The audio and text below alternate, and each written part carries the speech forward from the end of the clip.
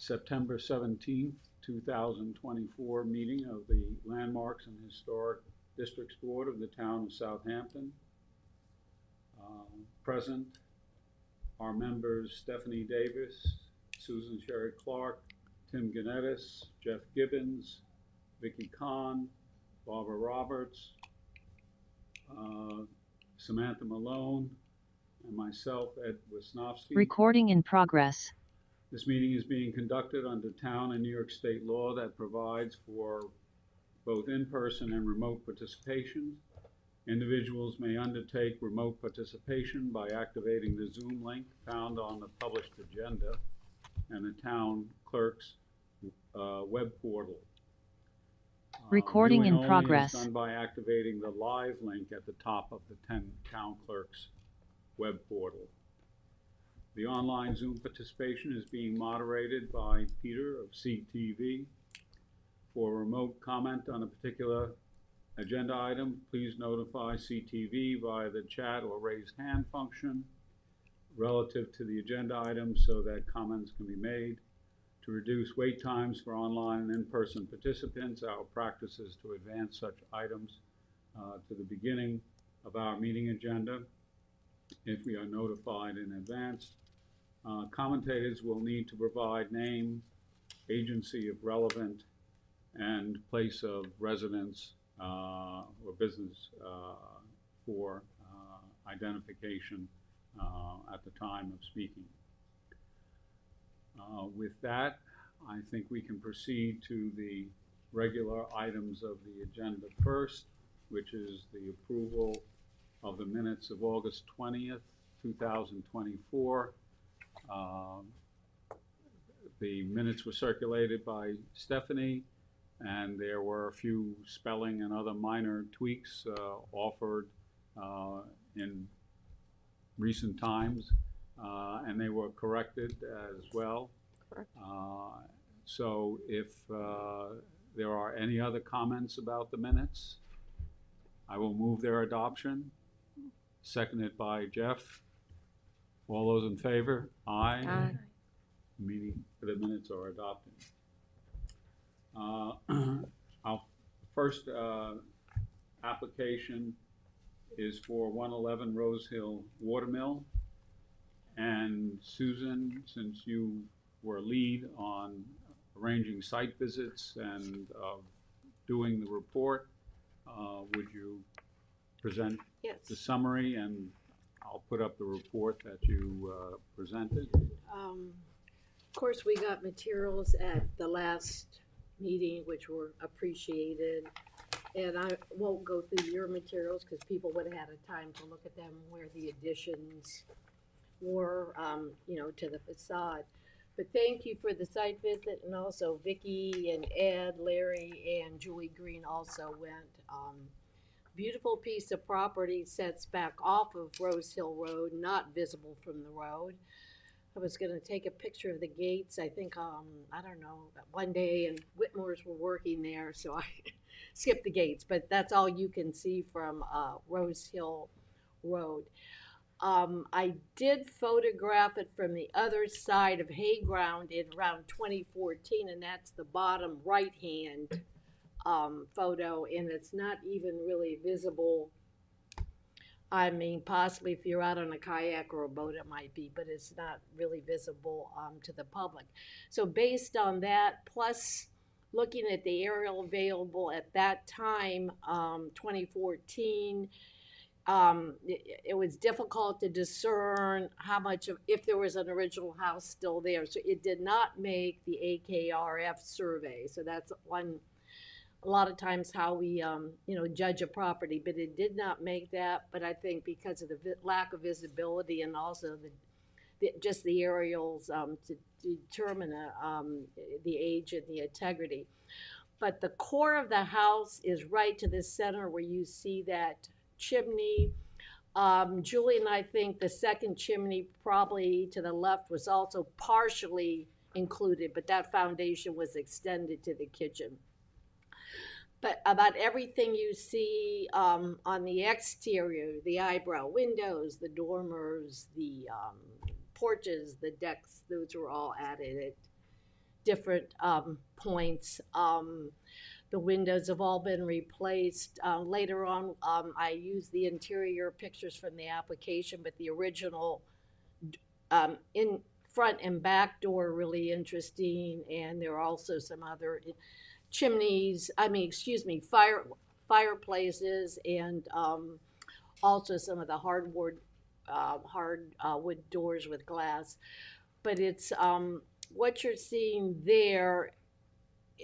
I'm not sure exactly what the house, we found a picture, Ed found a picture of the owner, the former owner, the original owner, but we don't have a picture at this point of the house.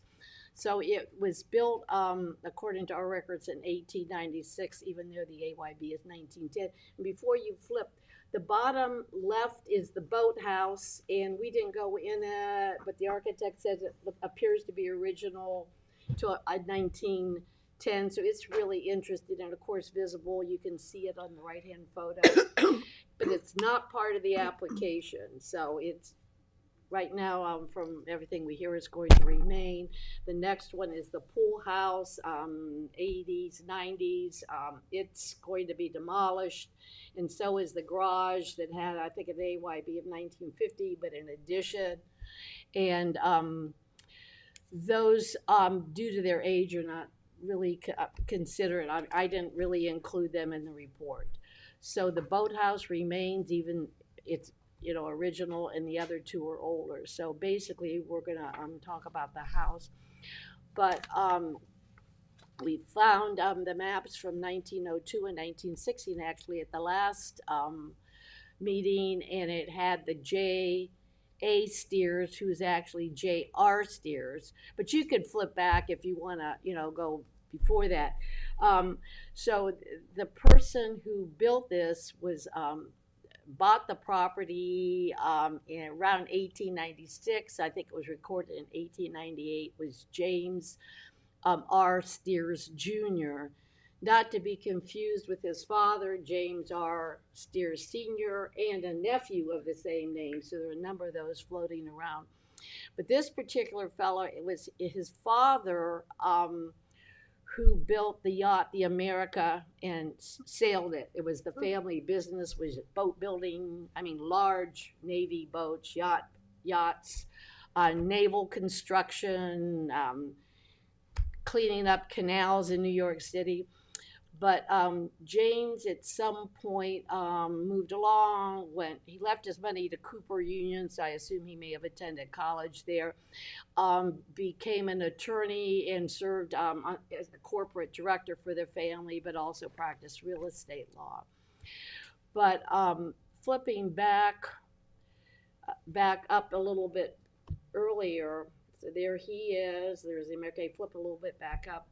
But he bought it from the Mecox Land Improvement Company Limited. I'll get that. And there's a swatch of land on the 1894 map right below it where you can see it's written. The arrow points to approximately where the house would eventually be, not there. Right to the north of it is the Harvey T. Rose house, which is Rosemary Lodge, which was later moved farther south to the other side of Rose Hill. But it's on the National Register and the State Register. It's the red house. So that house was there. The Rose family, Rose Hill Road, was named after, they were longstanding citizens of Watermill. And this company, there were Fannings and there were Tuthills. There were a number of people, and they're listed in one of those articles. Were on the board of directors. People were selling shares. A lot of development was going on in the late 1890s when people were buying land to build their second houses.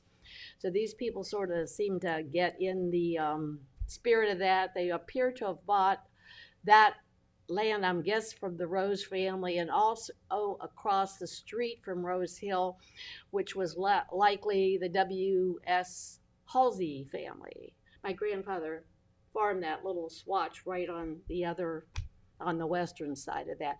But I assume that going up to Rose Hill was also Halsey land in the beginning. But they, right down to the south, they built the Mecox Inn, and they decided there were 100 boarding rooms, built for a large hall, social activities, dances. They had different activities. They eventually, they called them straw rides. I assume they were hay rides. Eventually adding yacht races, which were more the little smaller cat type boats. But that was the first. They decided to build that first to attract people. It was built in 1892, and of course it appears on the map. And I won't sum it up. I assume this whole development did do well, because by 1960 there were only a handful of lots that had been sold. Eventually the Mecox Inn sold to St. Joseph Villa, to the nuns. They used it for a summer retreat. But in a heyday, it was quite the place. The articles listed, I think the one up to the right, who was here from New York City and from Brooklyn, and which parties they were going to, who were staying at the Mecox Inn, which dances they were going to. And the Steers seemed to fit right into that. There's a later article, James Steers' first wife, Rebecca, died in 1898, but she entertained at the Subject House. And he, after she passed in 1898, he traveled some, and then eventually married a Carolina K. Clouser.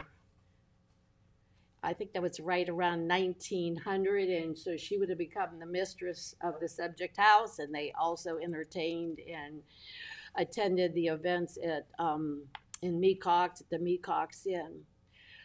But interesting, and that's quite a distinguished photo, is that the Century Association. I have never seen that, but Ed found that little article, and there was a one of his friends or counterparts wrote a obituary about him, and reading his obituary later on, the actual obituary, either he or his father were actually a passenger on the America as it was winning the first America's Cup. It said he, and I wasn't quite sure if it was he dad or senior or he's. I thought it was senior. What? I thought it was senior.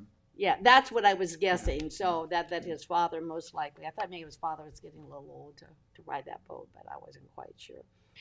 But and also locally, he practiced real estate law, and he represented an Ira B. Tuttle regarding the cancellation of a mortgage on Robbins Island, and Ed sent me those articles.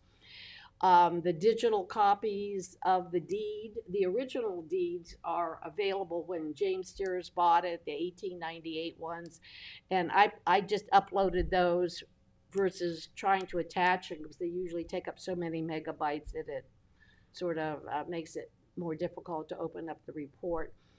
But it was interesting when they bought it that they actually had lots of contingencies on the type of sanitation that could be, where the houses could be placed. But right around 1892, when they were building the inn, that's when they had the 120 acres. They were putting the roads in. And I wouldn't say James was the first. There was one house down to the south, a Robert Stewart on 70 Halsey Lane, that appeared to be the first one.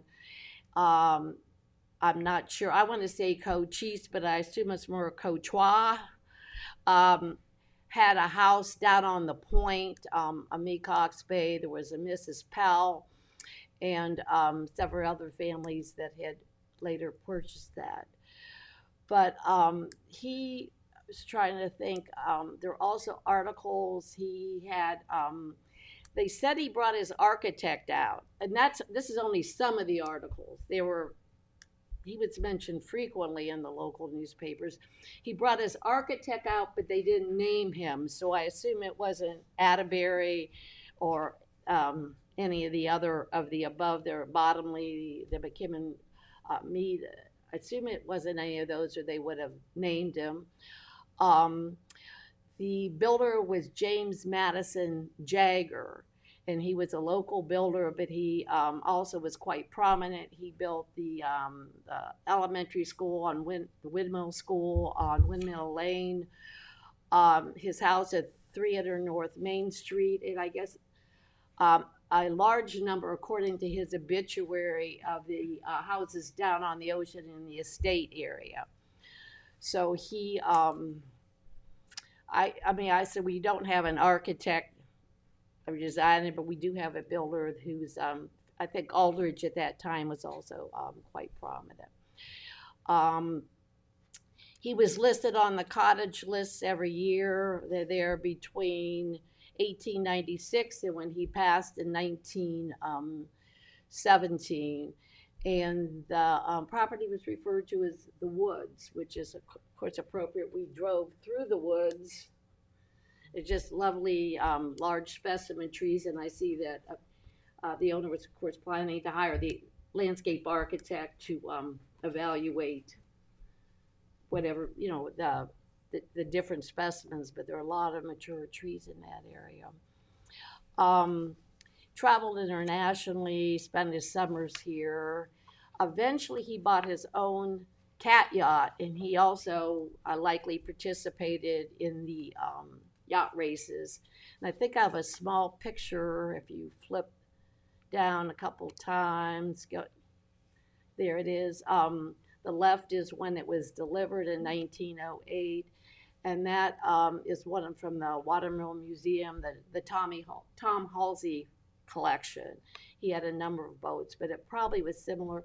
And that actually has Via Maria in the background when it's still before it was renovated. So you see this is coming up, the map down below, it's 1916. That was also, it had the J.A. steers instead of the J.R.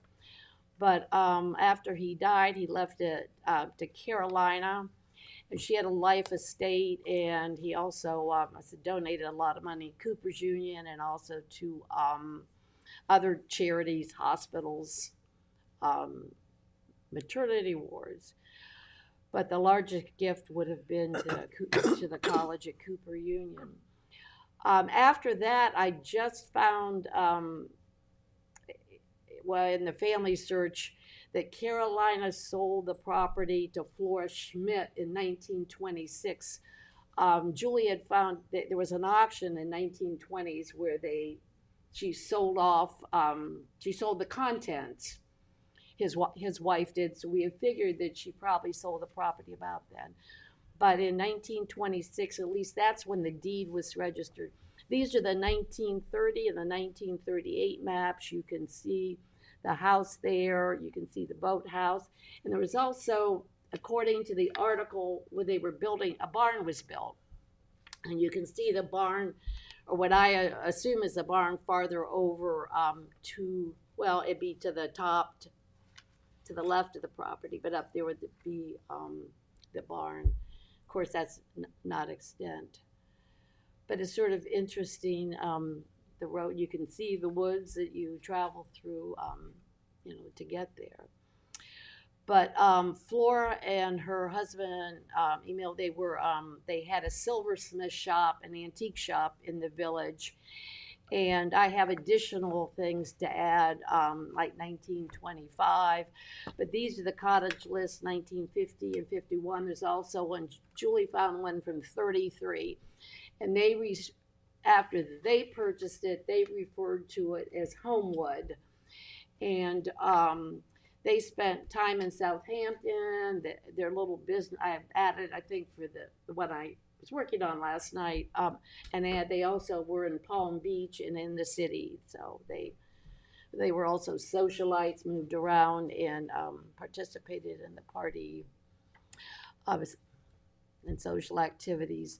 After that, I need to clear up some of the ownership, but it did go to, there was a Wallace and Martha Gerling, Leonard Schulman, Adriana Ventani, I think that she was a designer, went through a number of people. I'm trying to think. After that, there was Ben Krapinski. At some point during this time, there were alterations, especially when Schulman had it. Ben Krapinski was the builder, the contractor, and eventually it went to the people. I think Susan, flip it down, and the Hertogs, and it was sold to Roger and Susan Hertog, to the current owners. That's the aerial of what the property looks like today. At some point, and I think it's around 76, it was subdivided. I couldn't find a lot of that in the town records. I have to scour those discards. I was telling people they look like old recipe cards. They have like arrows, but it was subdivided. But the yellow line is around, it has the flag lot, and that would be the lot that we're talking about. Going down to the interior pictures, you can see the front door. I'll go back, far to the left. It's like a Dutch door, and the top part is glass. It opened, of course, in two parts, and the rear is the same. We did not see Staircases appear to be original, or some of them could have been, there could be some replications, replacement things in there. The fireplaces are quite interesting. There's a set of sort of a pink salmon, and I think it was marble, but I'm not really good with that, so we could add. But there was a set of those, and then there was also another set of a wood one that had the columns with them. But they appear to be original. And on the far right, when we were in the kitchen, that's why I think that was part of the original. There appears to be an oval. It almost looks like there was a beehive of it or something. Often when they built these houses, they did have the kitchen separate, because it was like, they call it, in case the house caught on fire, the kitchen went and the rest of it was saved. But if on the far right, if you look at that far right photo, I don't know if you can enlarge that, but on the left is where the fireplace would be, but there's actually a slope line. Larry had noticed that also.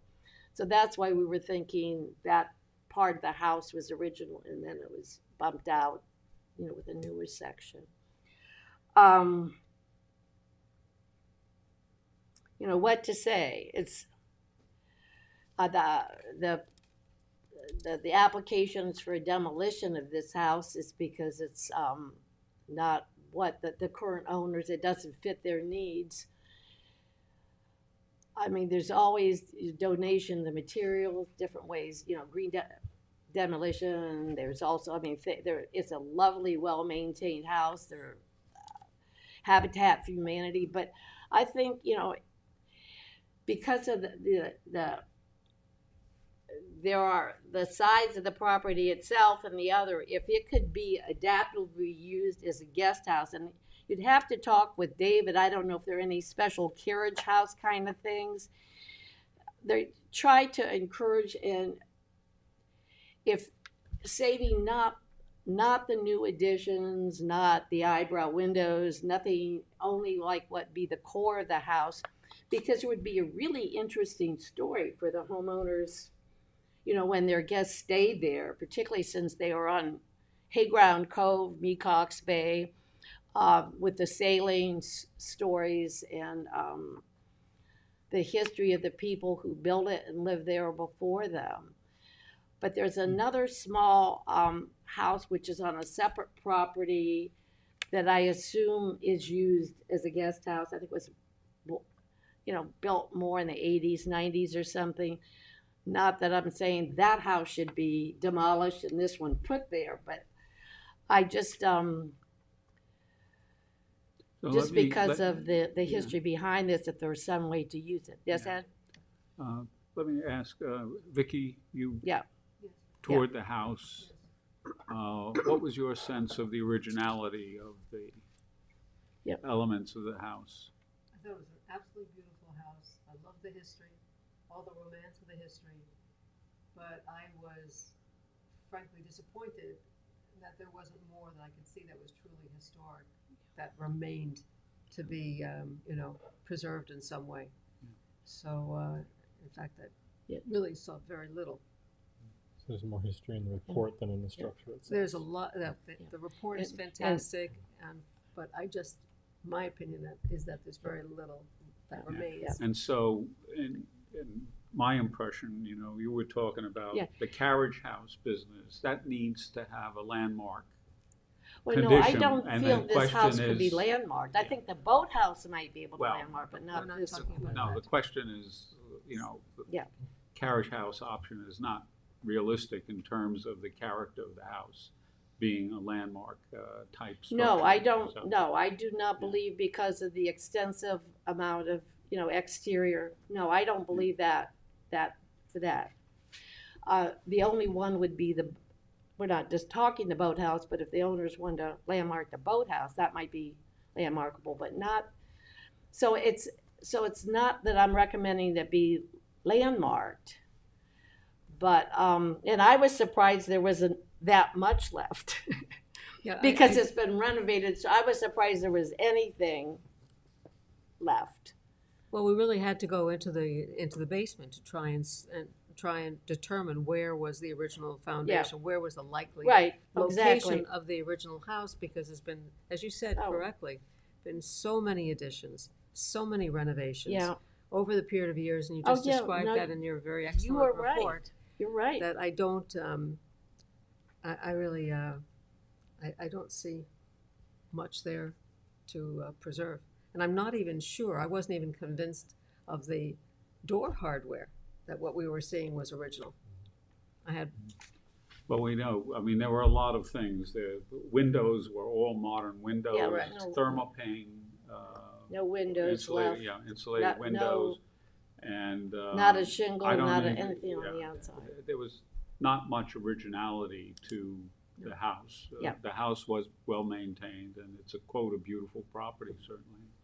But in terms of its features and the significance of Mr. Steers, as much as he's a lawyer, Yeah, basically, and had grown up in a wealthy family, and had the opportunity to join the migration into the Hamptons in the 1890s. So, but that original house he built has long disappeared.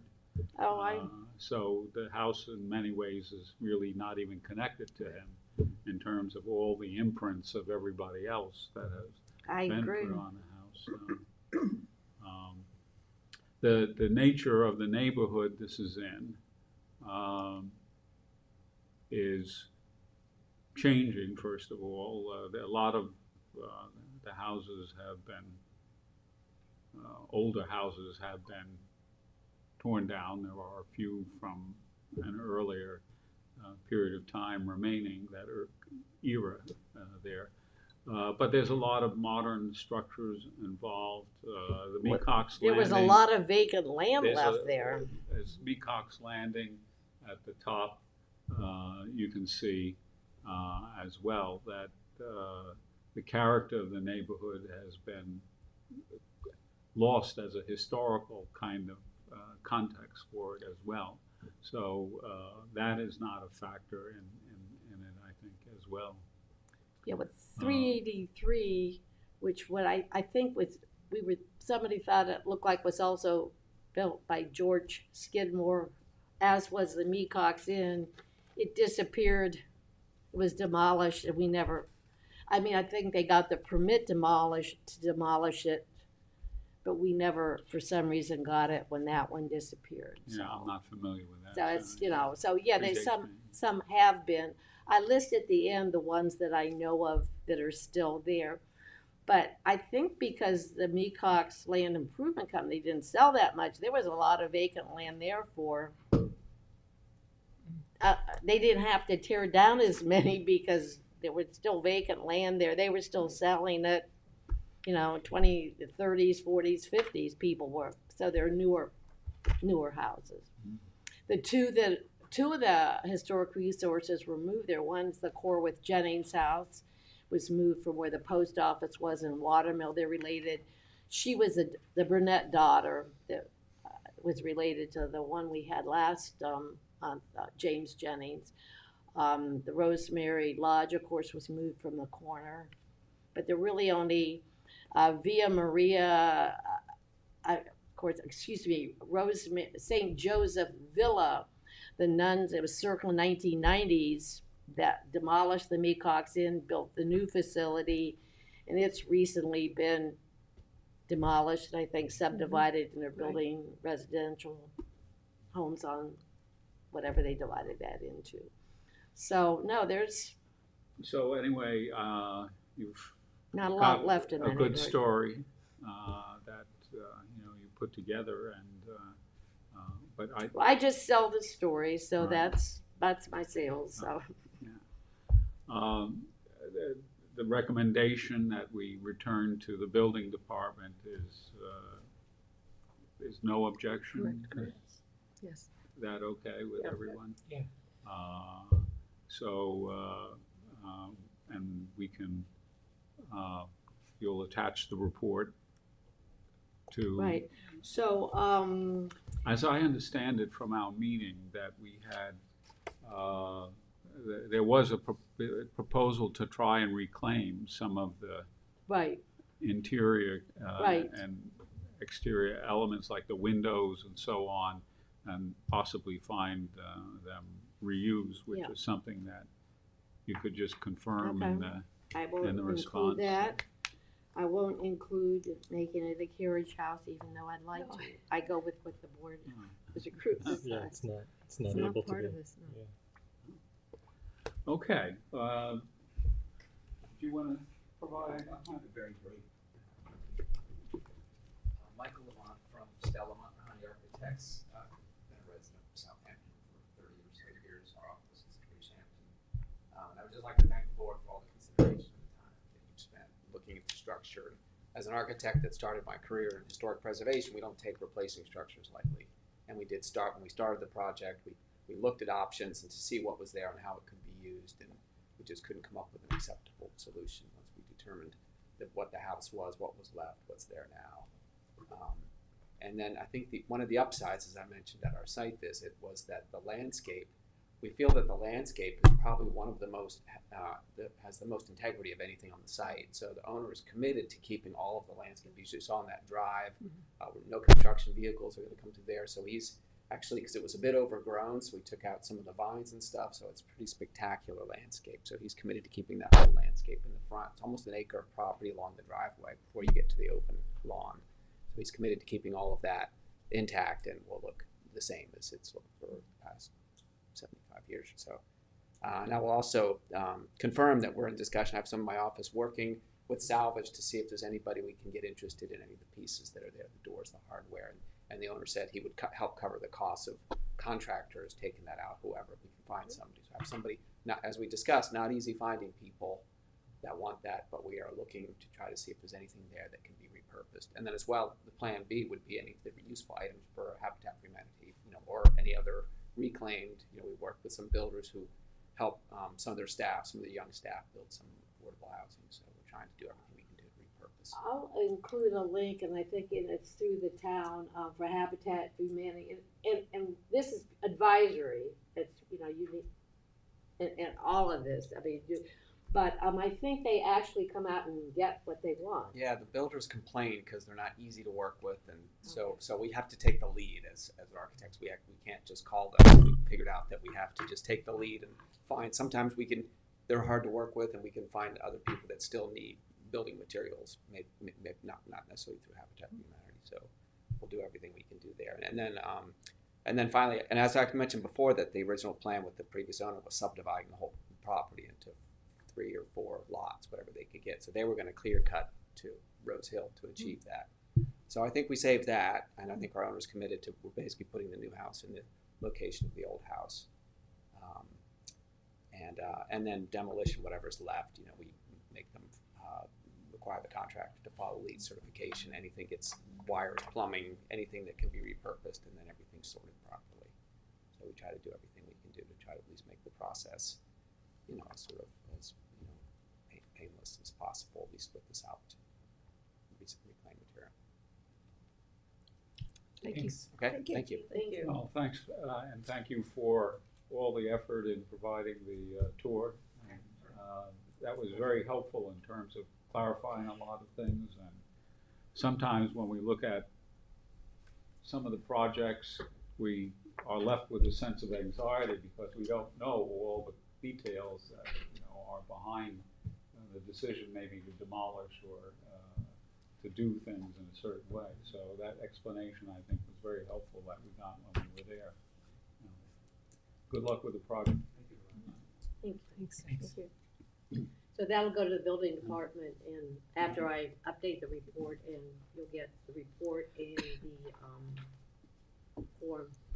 Great. As I mentioned before on the site, I reached out to the owner to see if anybody has a trunk full of old papers or anything. So if we find anything, if somebody finds anything, I will certainly let you know.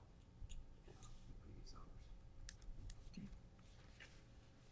Okay, let's try the construction application for 10 Wells Road. So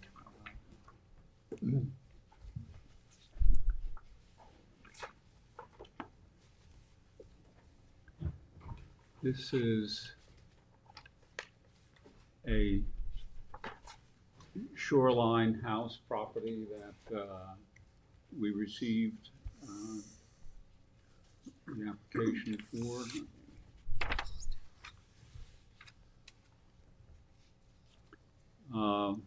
There's quite a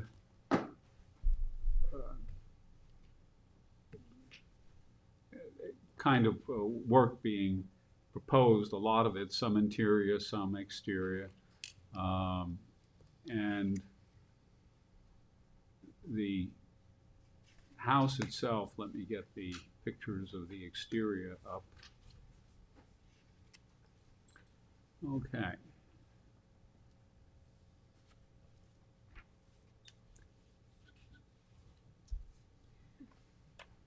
So Ed, I looked this up, and there was no response. Was it withdrawn the last time? Yes. Okay. The application was made February of 2023, the same application that we're seeing here, and it came back. But you can see it's a 3-story or 2.5-story house with Victorian features, kind of un-Victorian windowing. So AYB is 1930. that's what it says. But I think you figured it was moved there, I think is what I'm thinking. Well, just looking at that, the features of the house for the moment, obviously it's not got a lot of original character to it as it exists.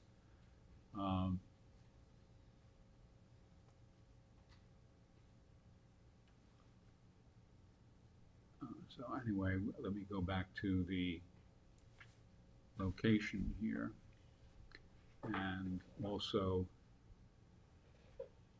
to a folder here.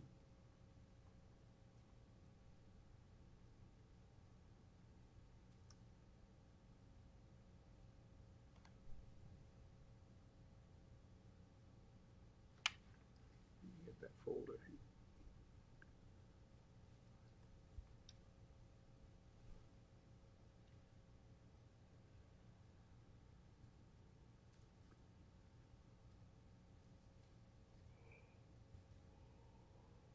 This is the 1930 aerial, so, and this is the house that would have been there at the time.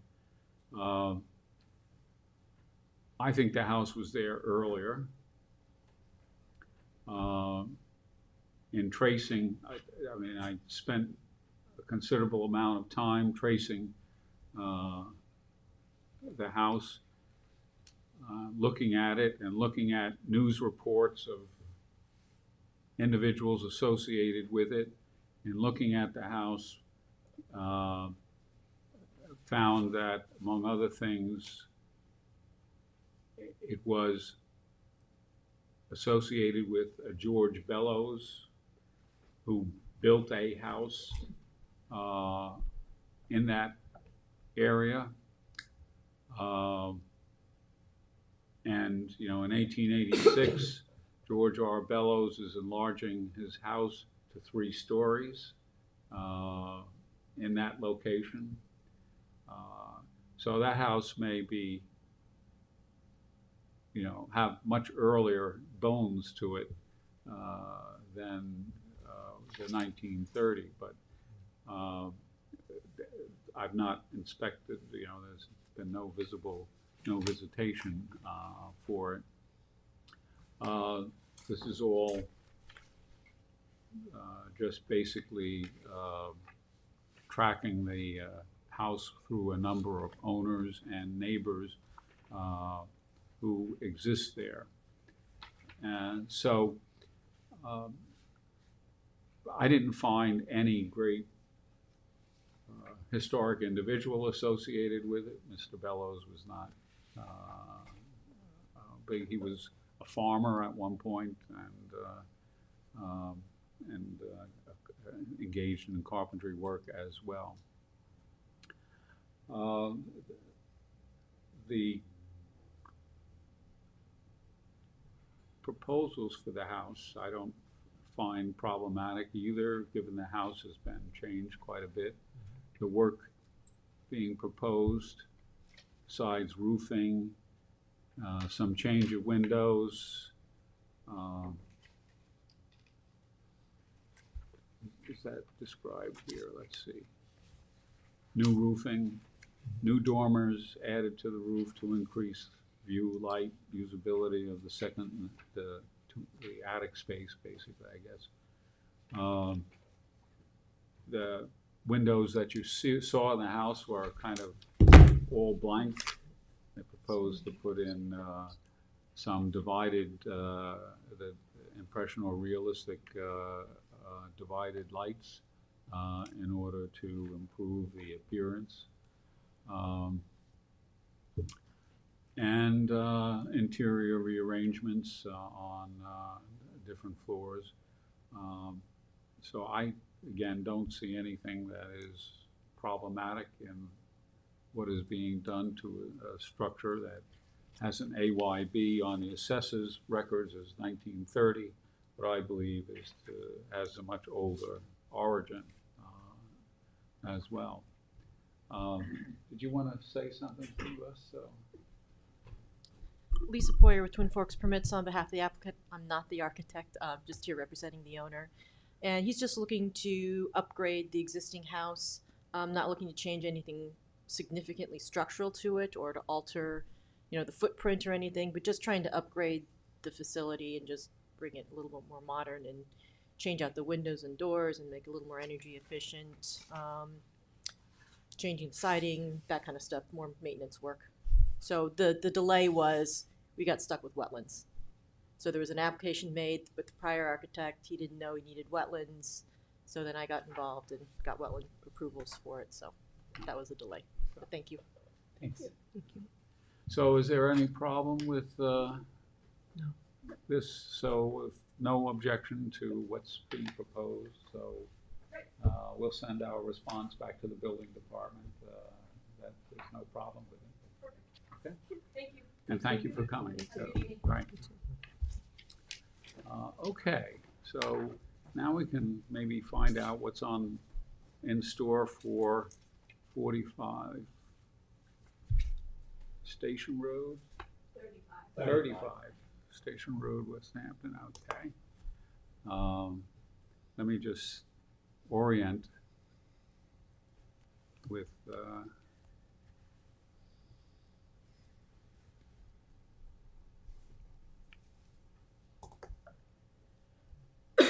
so we can get a picture here. Okay, so let me do an oblique view of this, see if this gives us a better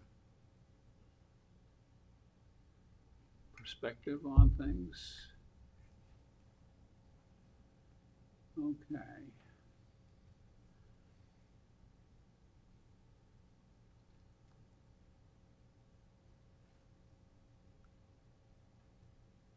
So, there are two houses on this? One's a garage. The three-car garage. And then Okay. that large shed was built back in, we were told 1915, it was actually two apartments. Why don't you use the microphone so that would help a little bit? Okay.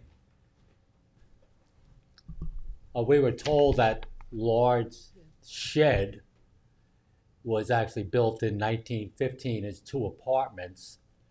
There were no building permits ever on the house when we bought it back in 2013. And the building department gave us a permit for that, but they said not for habitation, so it is just a shed.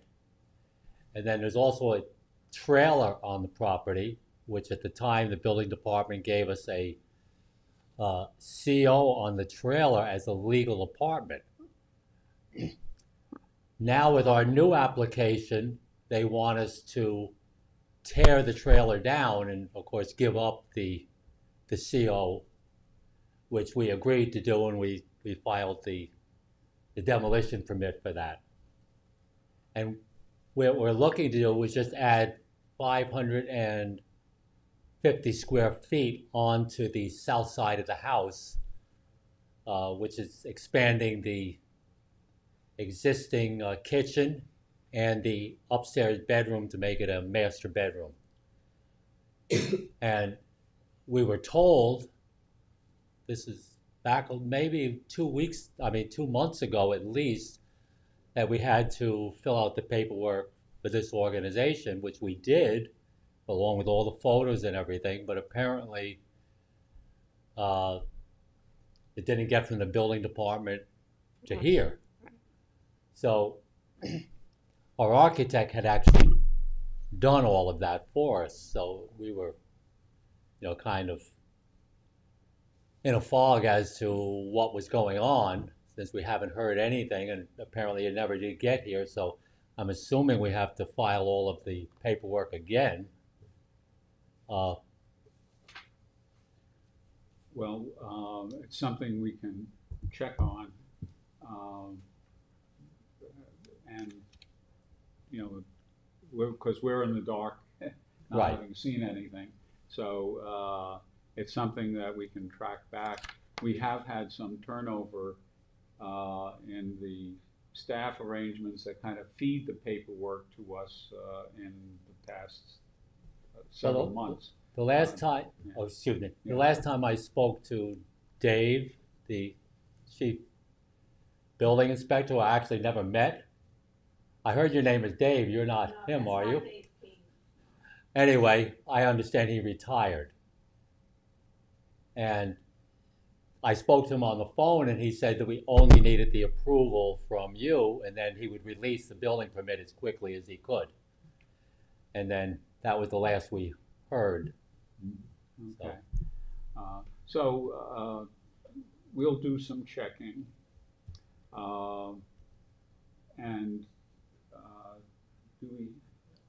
will you do the check? Yep, I'll check it. Okay. And we'll try to figure it out. I think once it gets to us, it won't be a particular problem dealing with it quickly. And so we only meet once a month. Right. So that's the rhythm of things. What's the address? 35 Station Road.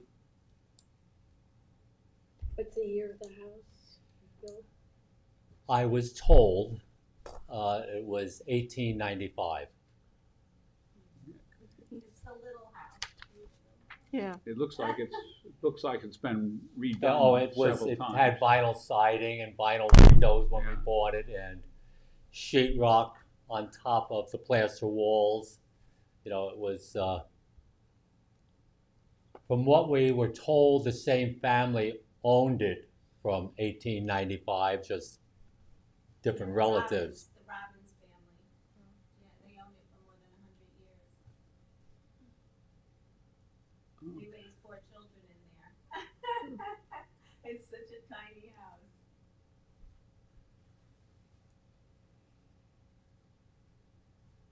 see what the assessor has for this.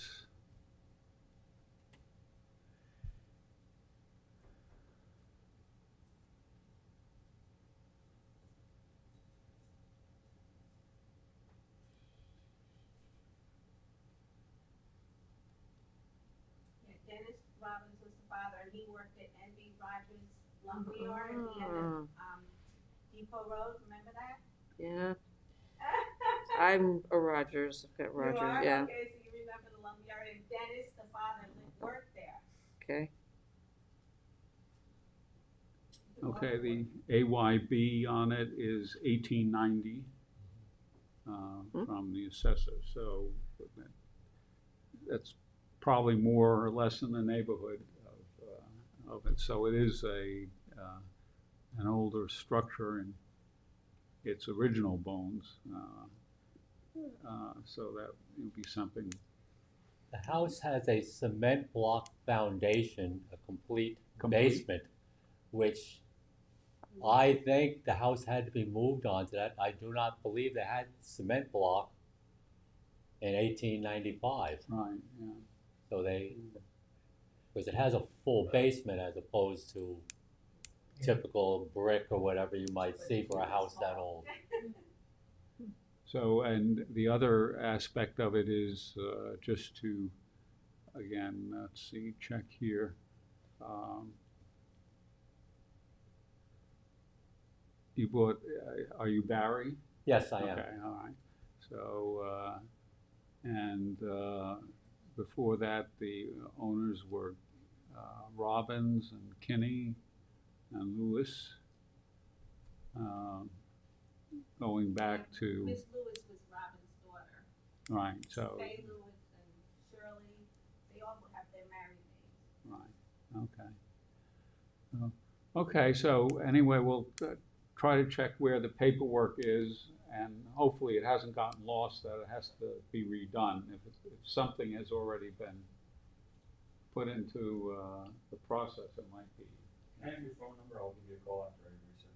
Oh, 631-678-8112. And what's your name again? Barry Beaushore. Can you spell it? Boeshore.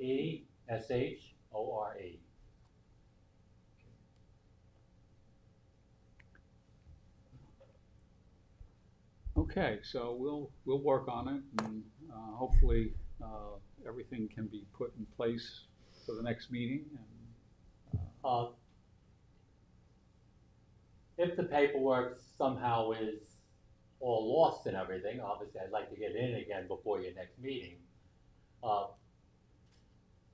assuming my architect, because he originally filed the information, he knows the proper forms to fill out, because he told me, he gave all the pictures and everything of inside and outside of the house, which I see you do need. So, let's see what the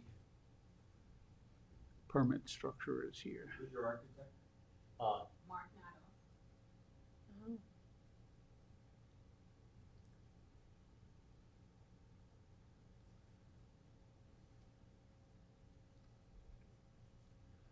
Okay, June 2024 residential edition.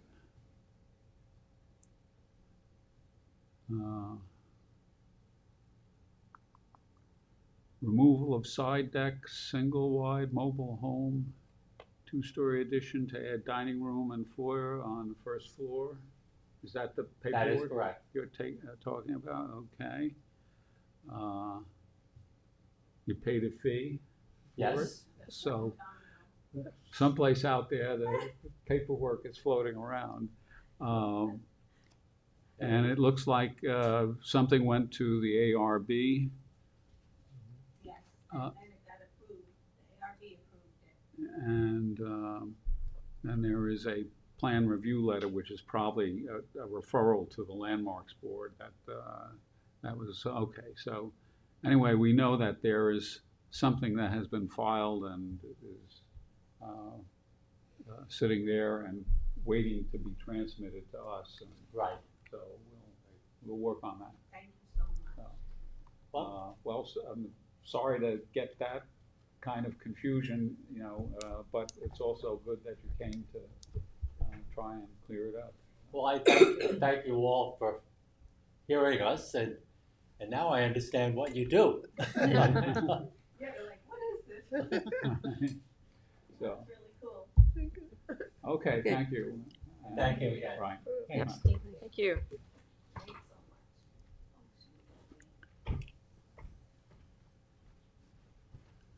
so much. Okay. So going back to the top of the agenda, the demolition permit applications, 338 Flanders Road, Riverside. We decided that there was nothing significant enough about the building to warrant a deep dive on it. We did, and Tim and I had a discussion a little bit earlier about it having been a milk processing plant and built for pasteurization originally in 1931. 1932, they added ice cream making equipment to it, but it was basically a distribution and processing building that existed for what was once a dairy farm where the mobile home park is situated, just to perhaps give a sense of it. This is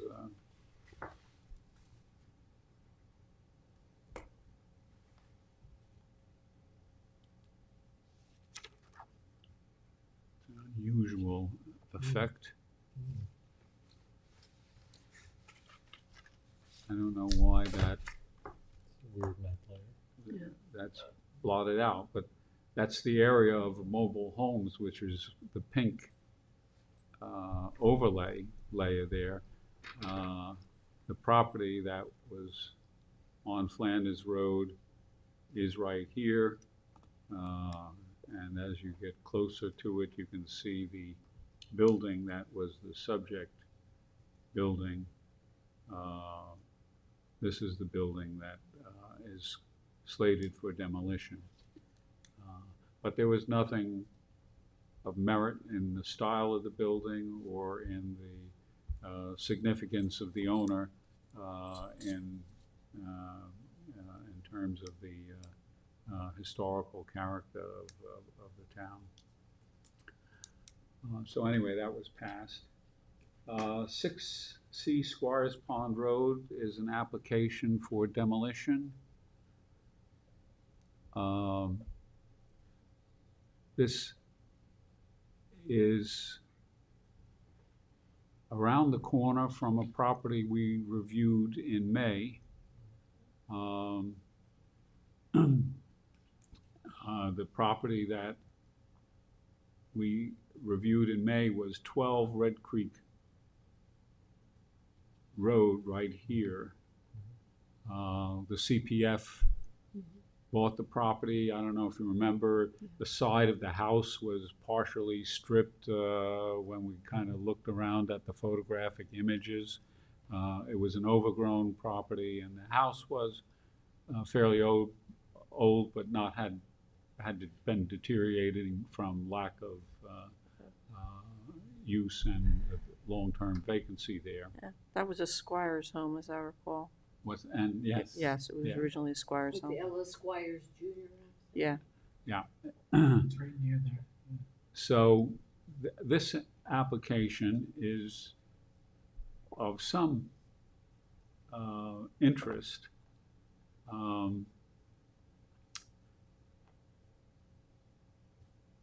Because it's associated with somebody who had a big association with this board. Yeah.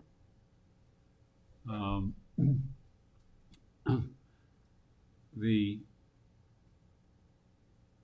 person who, all the structures are geared for demolition on the property, which involves two buildings.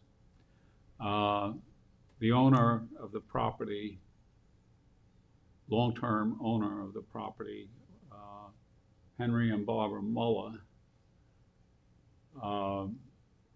were active in historic preservation in the town Southampton. Henry Muller was appointed to the Landmarks Board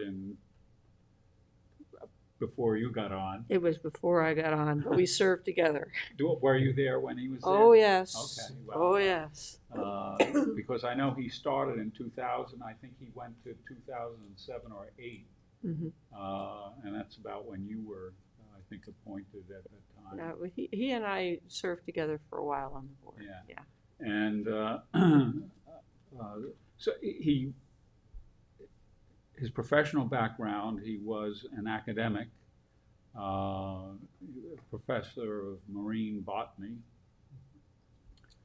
very interested in underwater archaeology, and once about 3 years ago, well, got to be more than that now, it's 5 years, he died December 2019, and just before he died, he wrote a letter about why isn't the Landmarks Board interested in making underwater designations of shipwrecks off of Sag Harbor?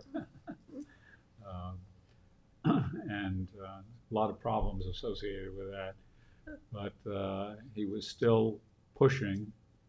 And I only met him one time when he came to a Landmarks Board meeting. And Stephanie, you would remember, and maybe Jeff would remember, and Susan would remember, he was interested in preserving the studio residence of an artist on Old Riverhead Road. And Luke. Okay, I couldn't recall. Yep. I'm gonna have you whisper in my ear all the time. Yeah, Burliak, and there wasn't a great deal of sympathy. It was a cinder block structure, as I recall, and Sally Spanberg was chair of the board at the time, and she was fairly upfront about it not really having the aspects of a landmarkable structure. And the Landmarks Board didn't go forward with it then. But in any case, he was on a Hampton Bays CAC as well, and thoroughly engaged in civic life in the town of Southampton in various ways. His wife did the Hampton Bays Heritage Report, 2 volumes of it, the 2 parts of it. Profiles 1 and 2. Yeah. Yep. So this property is, got a lot of connections I was there to once the to visit history. them. Pardon? I was on the property once a number of years ago. He had some I was records too. that I needed to stop and see. So it's- Yeah, Went to the what's house. on the property is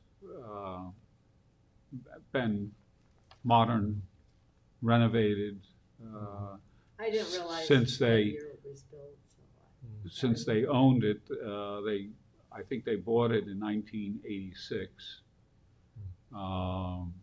and had a number of renovations take place to the various buildings. They well-maintained property. A little mermaid memorial on the door, over the doors there. Sits right on Squires Pond, which is a critical water quality area of issue.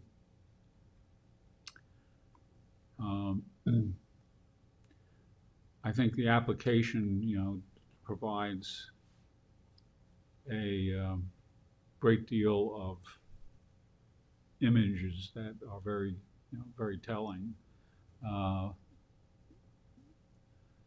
There is a garage, again, all in very decent shape.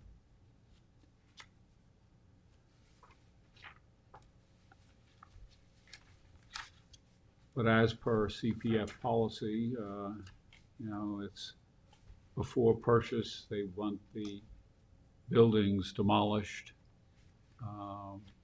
So CPF doesn't have any obligation.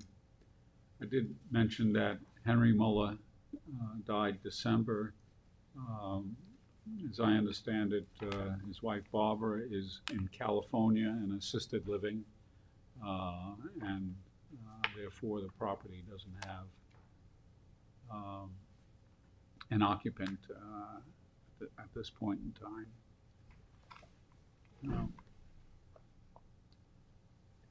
Did you know Henry? Sure. Were you familiar with the site at all? I've never been to the property, but I knew where he lived. I've been there, Have you? Yeah. and it was incredible, beautiful. Mm.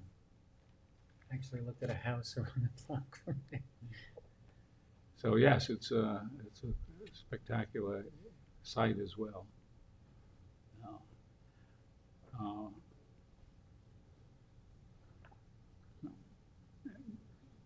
An unknown place to me until this application came in. But I don't see any It's not an architectural AKRL. character to it It's worth been altered. preserving. I do think that there is there should be some kind of acknowledgement associated with the property or this area around Squires Pond that memorializes the Muller names of Yeah. Henry and Barbara for all that they contributed to the town. I'm not exactly sure how that should be done, but I think, you know, if there's no problem, I would say no objection, but strongly recommend that some labeling of the area, or even just perhaps a memorial sign if there is going to be public access in some fashion there, to have their home acknowledged in some way. I think that would be appropriate. Okay, all right. So that's what I'll do. I'll send no response with a recommendation of some kind of memorial acknowledgement of their place, both in the civic life of Southampton town as well as their geographic location there. Okay. 50 East Montauk Highway was a construction application involving a sign that was on what is basically a fairly modern shopping center in Hampton Bays, the one that contains the King Cullen and other areas there. I forget why. There may have been a building or a structure on the site that was older originally that made that a referral, but that was not something, you know, that was of significance for us to look at. 825 North Sea Mecox Road Watermill, which was an AYB 2008 garage, and I don't know who suggested that. It was what Susan suggested Think that Stephanie was was out of town. yeah, something that we didn't need to look at as well. 10 Wells Road we did, and that It brings was us. to alter the garage, so it was Yeah. a demolition. And then 28 Jagger Lane, West Hampton, which is a proposal for addition and renovation of a circa 1865 house that Stephanie and Bill did a report on. And let me see, we can first provide the context for it. So this is Jagger Lane, Here. off of South Country Road in West Hampton. Can you zoom in a little bit, Ed? Because while we have this up, can you zoom in a little bit, please? Yes, well, I was While just we want to explain one mystery here. Not really a mystery, but just to explain. Where you have your cursor right now is the house in question. It has an original volume where the cursor is right now, and then there are additions on the back side, or what was formerly the back side. If you zoom out a little bit, what you'll see is that this house actually used to front on South Country Road to the south.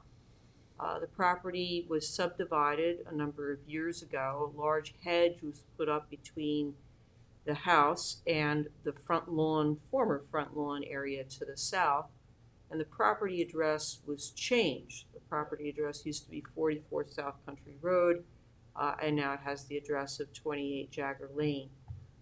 So there's one misstatement in the report. I did the front end of the report, and Bill added the back end with the photographs. And he said that the property is not listed in historic profiles of Eastport, Spion, Bremsburg, and West Hampton. It actually is listed, but it's listed under the old 44 South Country Road address, not the current address of 28 Jagger Lane. So this house is yet another Jagger house. We've seen quite a few of them along Jagger Lane over the years. This was the Evergreens Hotel, which was built by Seth Robertson Jagger and his wife Mercy in about 1865. They built this originally as a house prior to the advent of the Long Island Railroad into the area. And then it was later turned into a boarding house known as the Evergreens Hotel. And then it continued operating as a hotel until Marcy's death, which was in 1917, after which I understand it was returned to use as a house. In recent years, one of the prior owners did turn it back to use as a bed and breakfast, and did a number, of renovations on the house.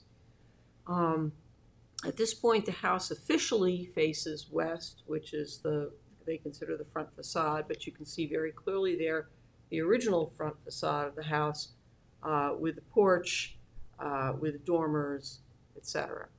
So that's kind of the setting of the house. The house remained in Jagger ownership until fairly recently, the 1980s. Since what time it's been owned by several owners, including current owners. So let's see.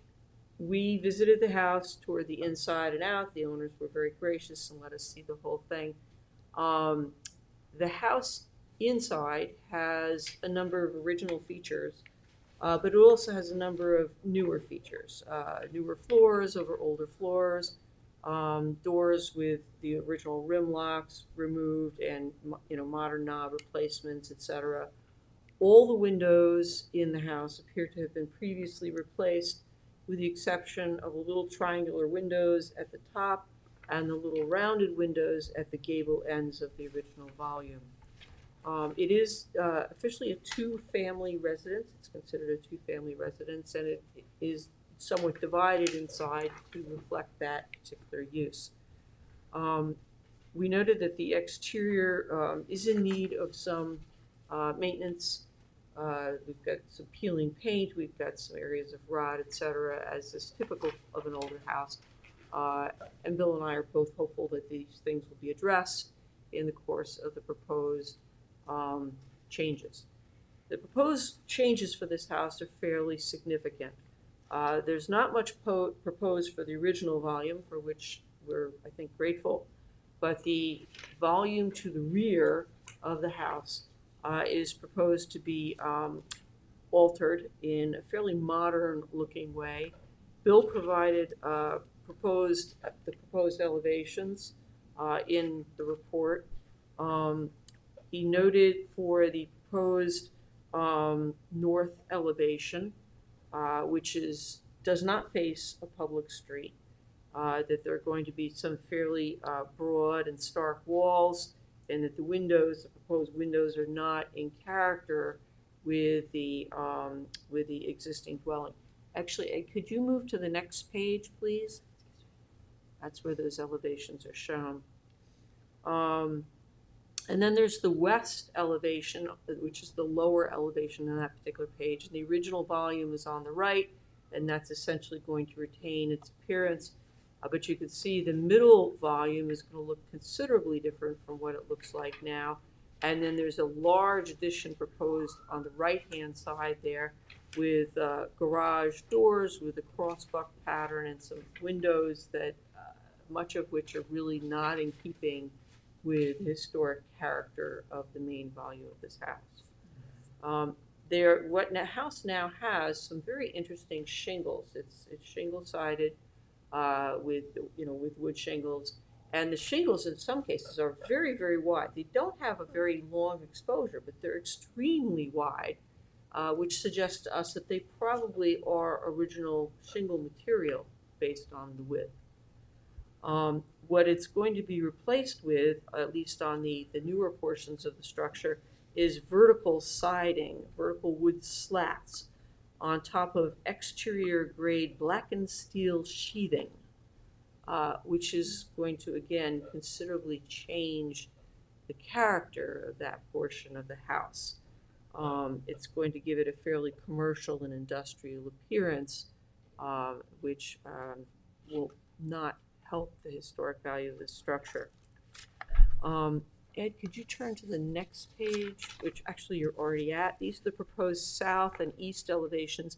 The south elevation, again, is the original front of the house, which is now not particularly visible because of the hedge and some overgrown vegetation. Again, the original volume will remain largely unchanged, but there'll be an addition out on the right-hand side of that. And then the east elevation is not at all visible from Public Street. That's going to have a large porch addition on the right-hand side. It's all going to be screened in from top to bottom. And again, the scale and the character of these large screen panels is not copacetic with the existing dwelling. Again, the siding materials are not exactly historically sympathetic to the structure. So Bill had a number of recommendations for proposed changes to the proposed addition. I don't think either one of us had a significant objection because they are retaining the original volume. And there's certain aspects of the later additions that present some problems. Porches that were partially enclosed, or areas that overlap the existing, windows on the historic volume, etc. So I don't think we had a particular objection, again, to the additions, but their exterior character we felt could be made more in keeping with the historic structure. So that, in a nutshell, is what we see. Bill has a number of great pictures in here. This is a porch enclosure on the side porch that's in a later addition, and you see that the window has got some challenges with it. And you can see this picture very clearly shows the later addition sticking out of the back of the house. The right-hand side of that addition is very visible from the street. It essentially forms part of the front facade of the house now. And again, the proposed changes with the vertical siding and the black metal sheeting is really going to change the character of that.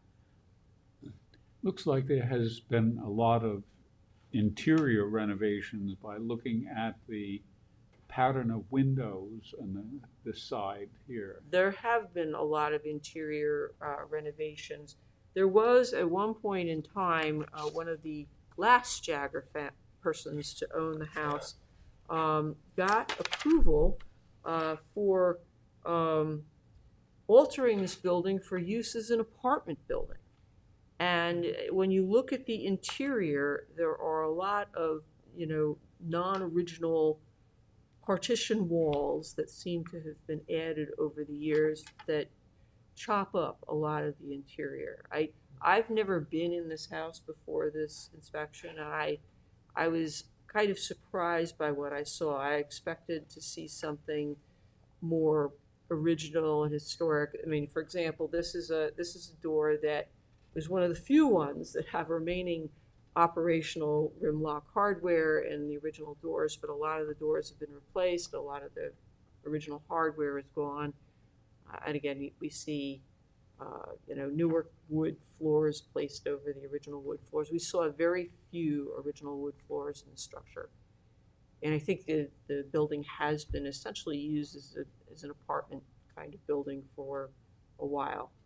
That would be consistent with the bed and breakfast use it was put to for a while. Yeah, this is a really odd doorway. It's the only doorway like this in the entire house. And just It jumped out of the 1940s. yeah. So I was actually kind of disappointed with how the interior looked relative to what I thought it might look like. But it still has a lot of apparently original stuff, like the wainscoting you see there. The stairwell, both the first floor to second floor and then the second floor to the attic, looked quite original. There's been some modifications, but a lot of that looked to be original. But again, probably painted over the original wood finish. Yeah. Almost none of the floors on the first floor level look to be original. They all look to be newer floors. Huge timbers in the attic there. This is the attic in the main volume, holding up the roof. Just enormous. But sawn lumber, not hand hewn. So they look to be consistent with the mid-1800s age of this building. Round basement. Not entirely round, sort of curved. There's curved sections left. The basement is a complete warren of some brick, full foundation for short people, and lots of crawl spaces and areas where you have concrete blocks, DMUs, holding things up. Looks like some patchwork. An to, awful lot of patchwork, yes. as Yep, redoing of the house took place. right. And of course, your report notes the outside conduits Yes. for, Unfortunately, there's Yeah. awful mini split conduits down, the original front facade of the house. Yeah. And there's a barn on the property. This was originally farmed. There were other structures in the past that are gone. This barn remains. All the windows have been replaced. Obviously, other windows, doors, etc., have been added. It's been really significantly altered, although the original form remains present. This looks to be used for storage at this point in time, although it looks like it may also be set up for some living quarters, I suspect, when it was used for the bed and breakfast. Yeah. That's good. Yeah, it's windows. Yeah. So I think, again, if we can share the recommended changes to some of the architectural features for the additions, I don't think we have any particular problem with most additions. So, recommendation is basically no objection, but But, there are stylistic and design questions that could be addressed to keep the building a bit more of its historical character. yes, exactly. Okay. For making the response to the building department, I know that Bill has his suggestions in the report. He probably would be best to do it, to articulate those suggestions. Exactly. I was going to ask him to actually make the response, or I could set it up and send it to him for him to add in the architectural recommendations. Right. So, will you follow up on that then? Between the two of us, we'll get it Yeah. done. Okay. Yes. All right, thank you, sir. All right, very good. Well, I think we just make note that that was a historic resource listed in AKRF? Yes, it's listed in AKRF Right. as WH54, and it was also noted in the Hamlet Heritage Area Report that includes West Hampton. Okay, So good. it is a recognized historic resource. All right, fine. And the photographs and forensic analysis is always excellent. Yeah. Yeah, Ed, whenever you're ready, there's a Gary Sparrow on the Zoom when you talk about this. Yes, he's the applicant. Oh, okay, yeah, whenever you're ready. The microphone's not working. So. Oh, okay. So. Do you want to ask him to speak? Yes. Why don't we try to bring him on? Hello.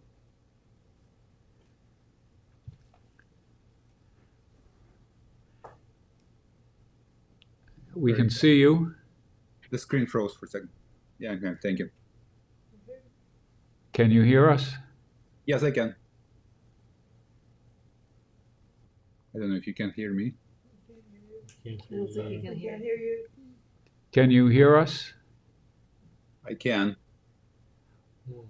We can't hear you. Maybe he's on mute.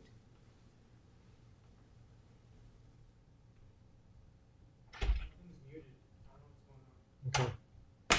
No, I don't know. Everything What is did he fine say? on my. Nothing's muted. Nothing's muted. Oh.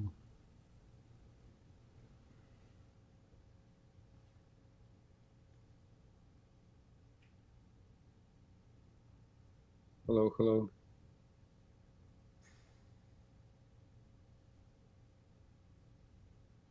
Hello? Are you unmuted? I am unmuted. I don't know if you can hear me.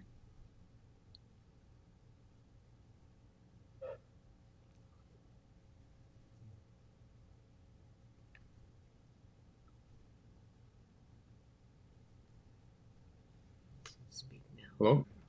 Hello? We can't hear anything. All right.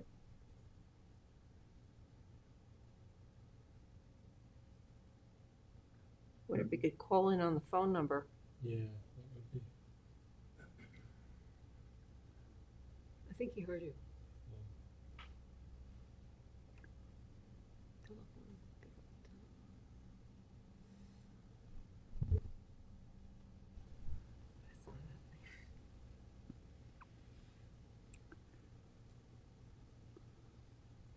Figure out where he's at. So anyway, well,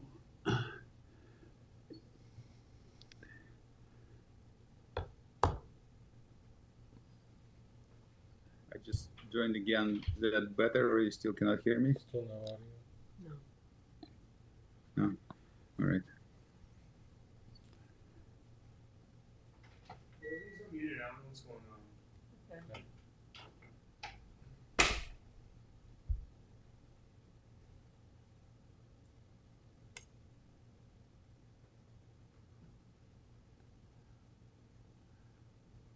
Just gonna try calling on the phone.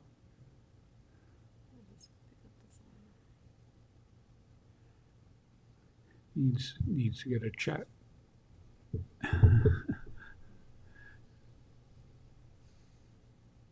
Must be in California. He must be in I California. was thinking Florida, Okay. Well, would it be dark? but yeah, there? it would be dark there, you're right. I think that's fake, nothing through. Oh, yeah, I think you're right. I think it's a I mean, it's like one of those background. It It's one could of be those a fake background. backgrounds. generated backgrounds. Yeah. Okay. But usually there's like a little jiggity around the edges of those things. Ah, Oh, there there is, was a- there there is, was a there jig. is. There it was. I see.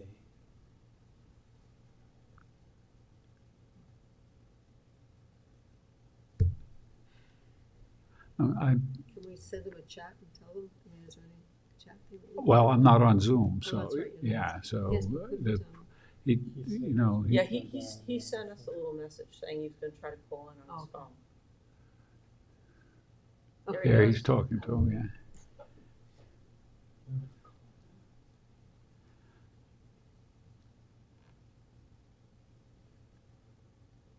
Meanwhile, we'll see if I can score another thing here.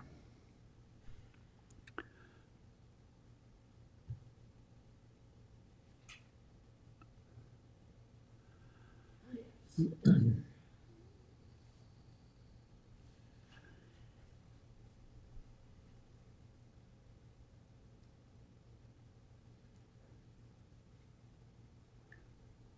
you read this stuff?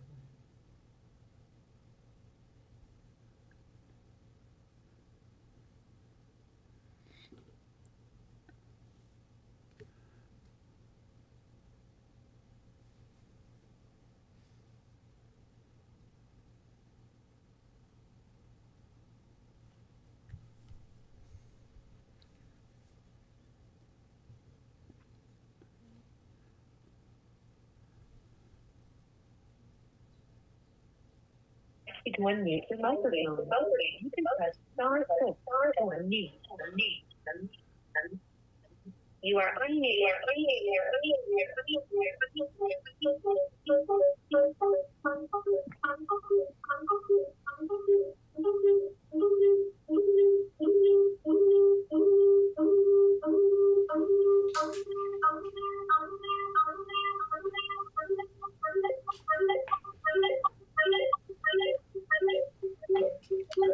Well, I think we'll proceed to the next Yeah. piece of business if that gets resolved. The referral we have from the planning board, I don't know if anyone got a chance to. Yep. I'm not quite sure why we got it. I looked at the AYB's 1948. There may be some reason I'm. Yeah. What do we? I wasn't sure why Quite we a- got it either. I think there's a flag on it. I don't know why the flag is on it. Well, among other things, it is a familiar, very familiar place. I don't know. Well, it might be in the I might have- yeah. the heritage Yeah. report. I will say that that you said it was 1948. That's what I saw. Yeah, I didn't check out the AYB date, but I can remember 1951 going to the diner as was commuting back and forth with my folks between the farm and Nassau County and the farms out in Bridgehampton. And that was always a stop on the way to get the only food you could get. Yeah. Along a long road that there was no Long Island Expressway, and it was Jericho Turnpike, and out to Riverhead, and then to Hampton Bays. So, okay, did anybody have any sense? It's an office building complex that they're putting at the foot of Montauk Highway, and I didn't look at the plans just because of the year. I mean, if it was a historic district, Yeah, there's nothing else in the immediate vicinity that's historic. well, no, there there's is the- nothing, well, that's that Sinclair. But, Sinclair right. Oil Building is kind of an, It's but up it's a little up bit. in a way, yeah. Yeah, Right it's at the not, when you come intersection. down to It's- that It's like a intersection. dead hollow there, yeah. Yeah, I mean, and the diner building has been considerably modernized over the Yeah, years. exactly. I was from- gonna say the '70s incarnation doesn't look anything like I remember it in the '60s. No, It was an all brown. Yeah. It seemed to me it's So- more parking and traffic and Yeah, the road just Whatever the changed around it, planning- yeah. so my sense is that there's nothing of comment worthy from No. us No. on the project to demolish the diner and to install the office building complex that they are planning to have there. So, okay. there's specifically gonna be medical buildings. Yeah. Yeah. Just like everything else. All right. So proceeding on with nothing new, I assume. I haven't heard on 520 Montauk Highway, Shinnecock Hills. They have had several meetings with the Neomuc Land Trust over the last month. making any progress, but they have had 2 meetings. Do they have a site to move it to? Yeah, oh, yeah. Where? The Down the neighbor hill. wants to move it to their property. Oh, just one over it, like, and the only thing holding it up is what, red tape or?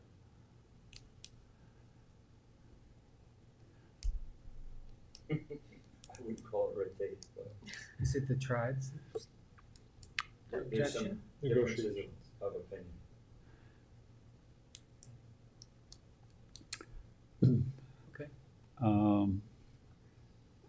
Nothing new. I haven't heard anything, and I think we would have picked it up from Julie Green about the CPF leasing of the Stony Brook Southampton windmill project. So I have nothing on that. And 126 South Country Road, we can Gonna take that off. move off because it has been designated as a town landmark. The owner keeps calling me every few weeks and wants to know what the status is of the CPF appraisal for the, Not for 126. Yeah. For 120, the Kings? Yeah. Oh, they thought they were gonna get a CPF historic preservation easement. okay, they never talked to me about that. Oh, yeah, he keeps calling me. Oh, that I don't see any reason why they shouldn't pursue that, but they haven't, because I spoke to them over the weekend at, another function, and they were asking about, is there any further paperwork and what else we have to do? That's what he's talking about, further paperwork for the easement. Oh, see, when this whole process, they've never brought up an easement with us. So if they would like to pursue an easement, then yes, there indeed is paperwork that they're going to have to do. Okay, I was unaware of that, entirely unaware. I think he thought that all the paperwork had been submitted and he was just waiting for the appraisal from CPF. Okay, no, that is not the case In at fact, all. he called me today Okay. and I said there was a meeting tonight. Okay, it sounds like I should touch base with them and get them in touch with CPF for what they need to do to request an easement. Yeah, and all of that discussion with them, I brought up the issue of easement and they did not express an interest in pursuing that, so. Interesting. All right, And similarly, 11 Walnut Avenue is also on the same situation. I actually had a very interesting discussion with Jackie Fenlon about all of these that are the easements that are currently held up. Apparently, in the easement requirements for these historic preservation easements, there is written into, I don't know if it's the code or the easement language, that the owner has to provide an insurance policy that will pay the town back for the easement if the house were to burn to the ground. I.e., if the house burns to the ground, the historic resource is lost and the town's investment in the easement for the facade is lost. So there is this requirement for an insurance policy. And apparently it's exceedingly difficult to get that kind of insurance policy that will have that provision in it.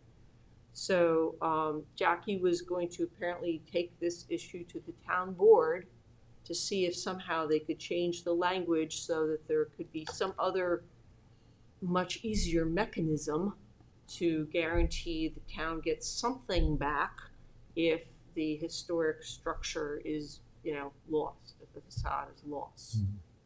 So that's what's holding up the easement for 11 Walnut, 149 South Country Road, and 29 Dock Road in Rensselaer. It's this insurance issue, something that I was totally unaware of until we had this discussion. So. Interesting revelation. Yes, always more revelations about yes. this process. But that's the status, so I Well, will try to keep in touch with Jackie about how that is getting resolved. Thanks for alerting us to this. This is very educational in terms of, Yes, well, uh, leads me to wonder Yeah. how much we want to sell these facade easements as an incentive to landmarking, unless this issue is resolved, which I assume it will be. Okay, we have the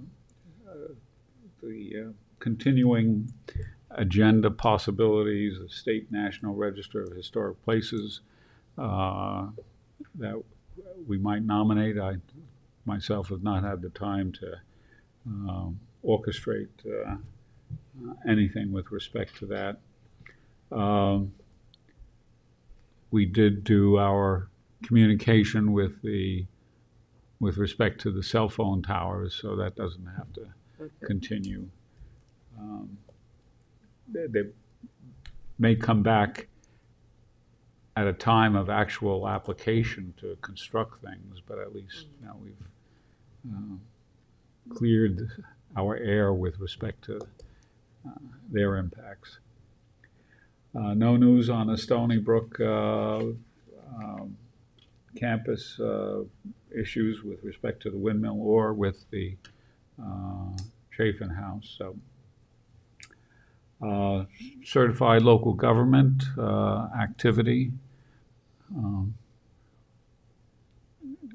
David circulated an email about a webinar that would be available for anyone of interest, that periodically having training and education with respect to issues over historic preservation that's recognized by SHPO would serve to keep the qualification for certified local government status by virtue of the board having been trained.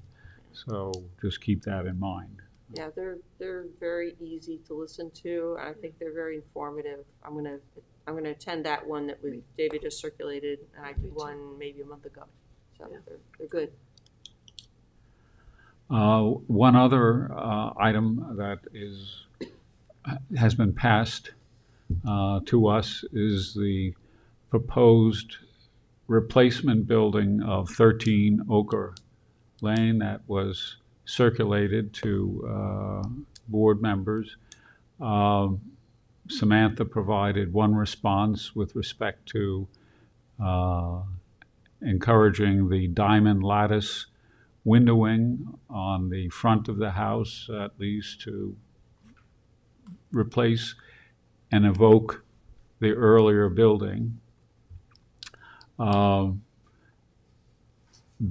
wrote some commentary that by email related to the articulation of certain features like the dormers on the building that I would copy and send along to them. But I don't know if anyone else has any thoughts they would want to toss. The building is going to be different in the sense that it's going to be centered on the site, whereas the old building had once been attached to the building next door, so that there was that added structure going right up to the boundary, and that it will be somewhat of a relocation of the structure. I didn't find anything in that problematic myself. So I didn't review it because it wasn't on the agenda. I was working on my other. Well, it really is pre-consultation. We have to develop a procedure, I think, because this has come up before. Bill raised it. I read Bill's comments, but I didn't. Bill raised the issue about how does somebody get a pre-consultation, architects who are interested in getting some feedback.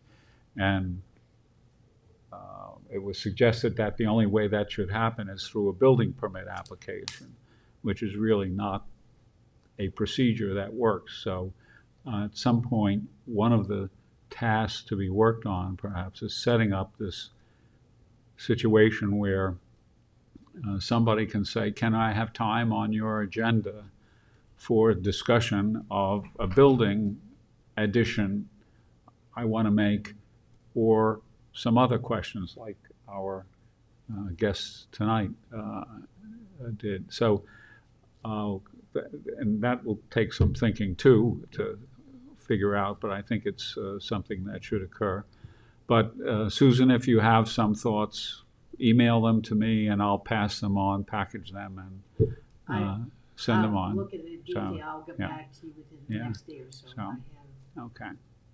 I mean, I trust architecturally Bill's, suggestions, but I'll go look. So, I did go by the site. I found myself right there, so I said, and it was a shock because that was a known entity on that block.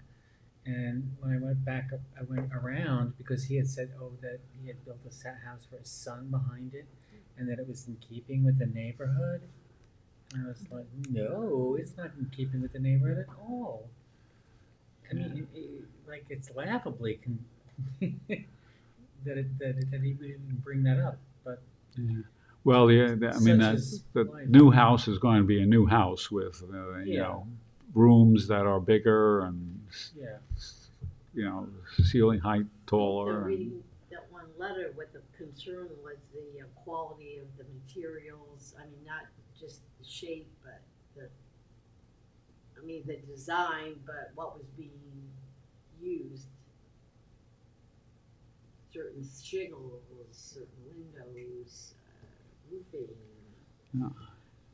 Well, in any case, we're just Yeah. offering, you know, pieces of advice and suggestions in an informal way that, you know. It would be similar to what is already in that neighborhood. Right. Yeah. So. Yeah. Okay. Well,